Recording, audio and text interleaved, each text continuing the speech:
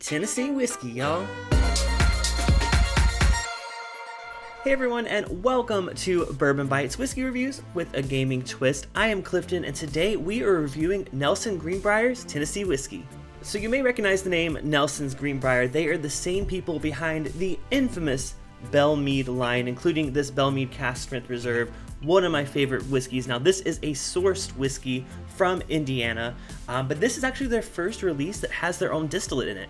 So it's a handmade sour mash according to the bottle. It's 45.5% ABV, which is 91 proof. And according to the back, it's aged for at least 2 years. Now this one actually isn't available in Southern California. I actually picked this up on a recent trip to South Carolina. It was about $35, so relatively affordable, but it is only 2 years old, so let's see how it is. Now, according to the bottle, they do say that this is based on their great-great-great-grandfather's recipe of whiskey that he made back in the day. Now, they do use the Lincoln County process, which is when they do charcoal mellow the whiskey, similar to a lot of other Tennessee distilleries. Now, we don't know the exact mash bill of this whiskey, but we do know it is a corn, wheat, and malted barley mash bill. So I imagine that was probably pretty rare back in 1909, which is when they first started distilling. Now, a lot of distilleries do say, you know, this is my great-great-grandfather's secret recipe. I don't know how much, truth that holds. I do know that the people at Belle Meade or Nelson's Greenbrier are really passionate about the history side of things. I've had an opportunity to meet a couple of them, and they just love talking history to you. So I imagine there's probably some truth to that. You know, they don't release the mash bill, but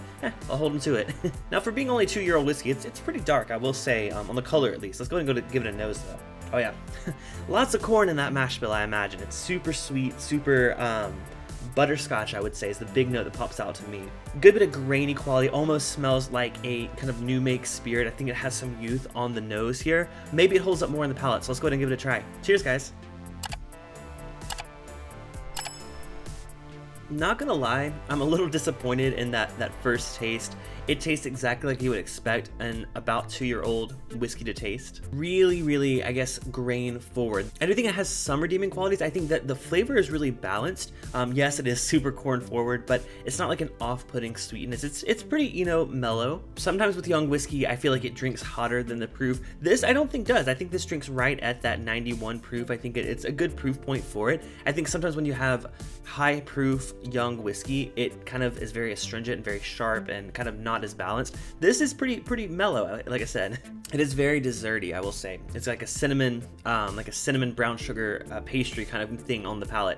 I don't think it has much of a finish, again, because it is pretty young, but it's not an off-putting finish. Again, it's not astringent like some young whiskey. It's pretty balanced. It's time to decide, do I recommend this whiskey? And I gotta say, at around $35, being only about 2 years old, I will say give this a pass for now. Now, that's not, a knock on Nelson Greenbrier. They're putting some amazing stuff out, especially with the Belle Meade line, which they're definitely good at what they're doing when they're sourcing and they're blending.